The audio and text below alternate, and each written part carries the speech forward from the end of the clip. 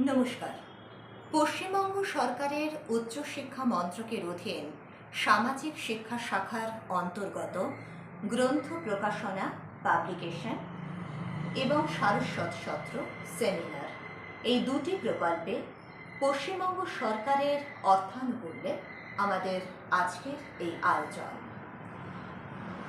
আমাদের প্রতিষ্ঠান doctor কৃষ্ণাবক্সী Memorial ইনস্টিটিউটের পক্ষ থেকে আজকে 5ই অক্টোবর 2024 24-25 অর্থবর্ষের যে গ্রন্থগুলি প্রকাশিত হতে চলেছে সেগুলির মধ্যে উল্লেখনীয় হল প্রতিষ্ঠানের প্রসপেক্টাস, যার নাম দ্যোতনী থ্রোয়িং লাইটস।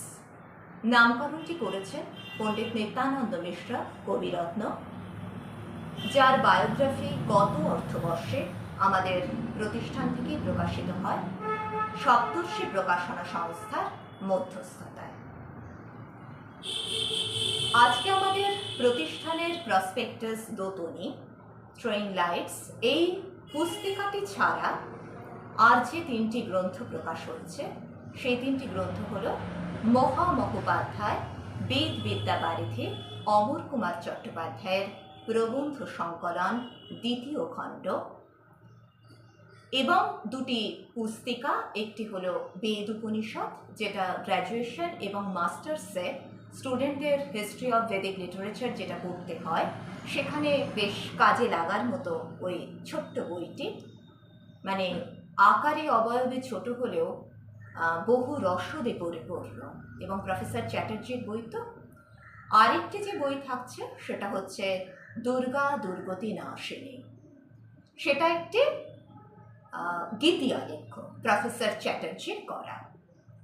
তো এই তিনটি গ্রন্থ এছাড়াও প্রকাশিত হচ্ছে, আর তাছাড়া দুটি গ্রন্থের প্রচ্ছদ উন্মোচন করা হচ্ছে। সেটি হলো অধ্যাপক চট্টোপাধ্যায়ের প্রবন্ধ সংকলন তৃতীয় খণ্ড এবং প্রবন্ধ সংকলন চতুর্থ খণ্ড। প্রকাশনার কাজ আজকে মূলত এটাই থাকছে। খুব ছোট্ট করে বলে রাখি, গত অর্থবর্ষের স্ট্রকধরা বলে যে সারা বছর যে সেমিনারে রিসার্চ অ্যাডভাইজার যারা ছিলেন আমাদের প্রতিষ্ঠানের, তারা যে প্রবন্ধগুলি পাঠিয়েছিলেন, প্রবন্ধ পাঠ করেছিলেন, তার একটি গ্রন্থাবয় হচ্ছে প্রতিষ্ঠান থেকে প্রকাশিত স্ট্রকধরা। এটি প্রকাশিত হয়েছে সমষ্টিত পুস্তক ভাণ্ডার থেকে। গত অর্থবর্ষের মার্চের এডিশন ছিল এই গ্রন্থটি, কিন্তু আজকে থেকে এটা বাজারে এসেছে। সাধারণ পাঠক আজকে থেকে এগুলো এই বইগুলো হাতে পাবেন। আর যে কয়েকটা কথা বলে রাখা জরুরি, আজকে আমাদের অফিসিয়াল কোনো সেমিনার থাকছে না। প্রাতিষ্ঠানিক একটি পুনর্মিলন এবং প্রতিষ্ঠানের সঙ্গে প্রত্যক্ষ বা পরোক্ষভাবে যুক্ত যত সব শিশু শিল্পী বলি আর ছোট্ট ছোট্ট পড়ুয়া বলি, তাদের একটা নিবেদনই থাকছে সুকুমার স্মরণে। এটি একটি প্রকাশিত গ্রন্থ, যদিও এটা পশ্চিমবঙ্গ সরকারের অর্থানুকূল্যে প্রকাশিত নয়, তার অনেক আগেই প্রকাশিত হয়েছিল। সেটা সপ্তর্ষি প্রকাশনা থেকেই বেরিয়েছিল। সেটার একটা শ্রুতি আলেখ্য বাচ্চারা পড়বে। তো এটা আমাদের মূলত আজকের আনুষ্ঠানিক যে খুবই ছোট, আমার দাদির কাছ থেকে আমার এই বিষয়টার প্রতি অনুরাগ তৈরি হওয়া। কারণ দাদির খুব ইচ্ছে ছিল মরণোত্তর চোখ প্রদানের। তারপর নানা কারণে, শারীরিক নানা কারণে, চোখের নানা কারণে সেগুলো আর সেভাবে হয়ে ওঠেনি। কারণ প্রথমত ক্যাটারাক্ট, তারপর রেটিনার অপারেশন ইত্যাদি নানা কারণে এই বিষয়টার এভাবে এগোয়নি, জিনিসটা এভাবে দীর্ঘায়িত হয়নি। কিন্তু সেই সময় থেকে আমার অবচেতন মনের একটি ভাবনা ছিল, এবং যখন আমি স্টেট গভর্নমেন্টের প্রজেক্টের গবেষণার কাজে ব্রতী হই আমার এই মায়ের নামাঙ্কিত ডক্টর কৃষ্ণাবক্সী মেমোরিয়াল ইনস্টিটিউটের প্রতিষ্ঠানের হাত ধরে, তখন আমার যিনি গবেষণা কাজে প্রত্যক্ষ সহায়ক যিনি madam professor doctor Debika Bhattacharya, ওনার সঙ্গে একটি বিষয় নিয়ে আলোচনা হয়। বিষয়টির নাম জীবশ্রাদ্ধ। মানুষ জীবদ্দশায় তার নিজের শ্রাদ্ধ করেন, কারণ মরে গেলে তাদের হয়তো ছেলে মেয়ে নেই, বা থাকলেও বিশ্বের নানা প্রান্তে ছড়িয়ে রয়েছে, সেক্ষেত্রে জীবদ্দশাতেই তারা নিজেদের শ্রাদ্ধ নিজেরা করেন। তো টেক্সটটা যখন আমি কালেক্ট করি, আমার পড়ে কটা জিনিস আমার নিজের কাছে প্রশ্ন জেগেছিল। নাম্বার ওয়ান যেটা হচ্ছে, আমরা ওখানে স্মার্ত দুটো রেফারেন্স পাই। একটা হচ্ছে মহারাজ মদন পালের মদন পারিজাত, আর একটা হচ্ছে হিমাদ্রের চতুর্বর্গ চিন্তামণি, যেখানে খুব স্বল্প সময়ের মধ্যে এই জীবশ্রাদ্ধের অনুষ্ঠানটি উল্লেখ করা হয়েছে। পুরাণেও আমরা সেটা পাই, লিঙ্গ পুরাণে, কিন্তু তার যাজ্ঞিক যে রিচুয়াল, যে কর্মকাণ্ডের বিষয়, সেটা খুব আয়াসসাধ্য। আজকের ব্যস্ত সমস্ত মানুষের পক্ষে সেগুলো করা খুব একটা সম্ভব না। এবং বৈষ্ণব ফিলোসফিতেও জীবশ্রাদ্ধের জায়গাটা রয়েছে, কারণ বৈষ্ণবরা বলেন নামের সহিতে থাকেন আপনি শ্রীহরি, মানে তার নামের সঙ্গে তার যে পারলৌকিক ক্রিয়া, মানুষ জীবদ্দশাতেই সেটা করে যায়, মারা যাওয়ার পর আর বিশেষ কিছু করার থাকে না। এখন তার প্রিয়জনেদের তো ইচ্ছে করে প্রিয়জনকে হারিয়ে কিছু করতে, সেটা তাদের ভালো লাগা, কিন্তু আলটিমেট সেই ব্যক্তি বিশেষের আর নিজের কিছু করার থাকে না। তো আমার পারিবারিক দিক থেকে আমার বাড়ি যেহেতু একেবারেই নৈষ্ঠিক বৈষ্ণব, আমি যে খুব বৈষ্ণব আচার আচরণ খুব কঠোরভাবে সবসময় পালন করি তা নয়, কিন্তু আমার পরিবারের জায়গা থেকে যদি বলতে হয়, আমি নৈষ্ঠিক বৈষ্ণব বাড়ি। তো যাই হোক, সব দিক বিচার বিশ্লেষণ করে এই সিদ্ধান্তেই আমি উপনীত হলাম যে জীবশ্রাদ্ধ বলতে যদি কিছু বোঝায়, নামের সহিত থাকেন আপনি শ্রীহরি, ঠিক আছে।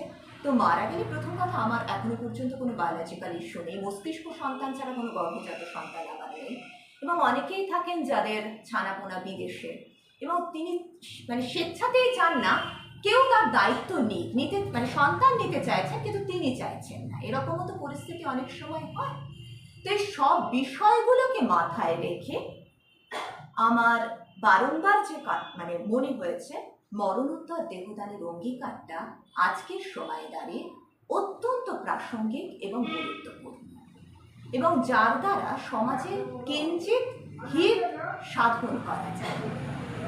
এবং এই প্রসঙ্গে একটা কথা আজকে বলে রাখি, আজকে আমার প্রতিষ্ঠান থেকে আমি এবং আমার madam professor doctor Debika Bhattacharya, আমরা দুজনেই উদ্যোগ নিয়েছি এই কাজটি করব, মানে মরণোত্তর দেহদানের অঙ্গীকার করব, এবং সেই অঙ্গীকার পত্রটি জীবশ্রাদ্ধ বই একটি প্রকাশিত হবে, এবং সব ধরনের দৃষ্টিকোণ থেকে, সেখানে স্মার্ত আছে, পৌরাণিক আছে, বৈষ্ণব ফিলোসফি, সব ধরনের মতবাদী তাতে থাকবে, এবং লাস্টে আমাদের অঙ্গীকার পত্র দুটি থাকবে।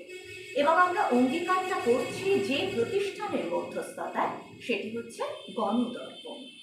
এবং গণদর্পণ থেকে যিনি আজকের অনুষ্ঠানে আসছেন তিনি হলেন মনীষ সরকার। তো তারই মধ্যস্থতায়, তার হাত ধরেই আমাদের এই কর্মযজ্ঞটা আজকে সমাধা হতে চলেছে।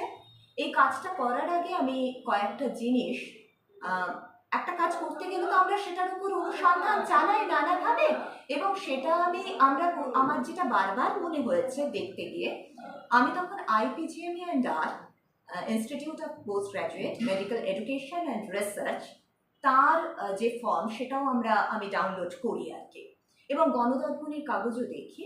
কিন্তু IPGME&R এর নির্দেশনামায় যেটা খুব গুরুত্ব দেওয়া হয়েছে যে মারা যাওয়ার পর সেই বডিটিকে হসপিটালে পাঠানোর দায়িত্ব পরিবারকে নিতে হবে, কিন্তু অনেক সময় এখন অধিকাংশ মানুষই সিঙ্গল, সেক্ষেত্রে তো সেটা সম্ভব হয় না। গণদর্পণের সিস্টেম এরকম কোনো রকম টার্মস অ্যান্ড কন্ডিশন ওদের নেই, এবং খুব ফ্লেক্সিবল, যে কোনো মানুষ চাইলে করতে পারেন। এবং বৈষ্ণব দৃষ্টিকোণ থেকে একটা কথা না বলা খুব অন্যায় হবে, আমরা তো বলি গঙ্গা আমাদের মা, নিশ্চয়ই মা সন্তানের ছাই মাপতে চান না। এবার আমরা যদি ভাবি যে এক মুঠো ছাই গঙ্গায় দিলে পতিতোদ্ধারিণী গঙ্গে আমি পতিত, তিনি আমাকে উদ্ধার করবেন, সেটা কি কোথাও একটা আমি সারা জীবন পতিতের মতো কাজ করলাম, মানে আমি যে যত খারাপ কাজ করেছি তার উদ্ধারের দায়িত্ব মা তুমি নাও, এটা তো কোথাও একটা উৎকোচ দেওয়ার মতো। মা কখনো উৎকোচও নেন না, সন্তানের ছাইও মাপতে কোনো মা ভালোবাসেন না। গঙ্গা দূষণ ছাড়া আর কিছুই হয় না। তো মরণোত্তর দেহ যদি দান করাটা যায়, তাতে কিছু মানুষ, এবার ব্যাপারটা হচ্ছে যে মানুষ মারা যাচ্ছে তার কজ অফ ডেথের ওপর অনেক কিছু ডিপেন্ড করে।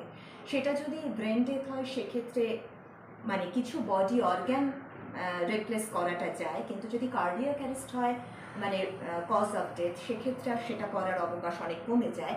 কিন্তু শুধু মানে চোখের কিছু টিস্যু এরকম কিছু মানে বেসিক জিনিস ছাড়া কিছু কালেক্ট করা যায় না প্রতিস্থাপনের জন্য।